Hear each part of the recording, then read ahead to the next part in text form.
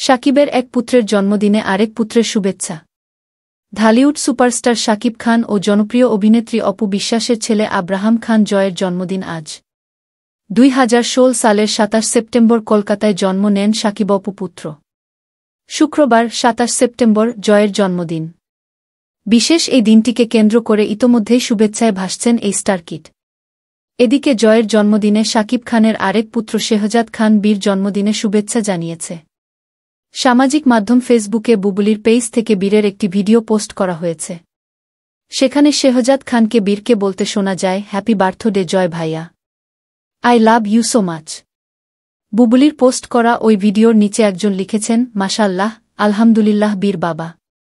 বুবলি, আপনাকে অন্তরের অন্তঃস্থল থেকে ধন্যবাদ জানাই, আর আপনার পরিবারকে, যারা আল্লাহর রহমতে আপনাকে ভদ্রতা, সামাজিকতা শিখিয়েছে।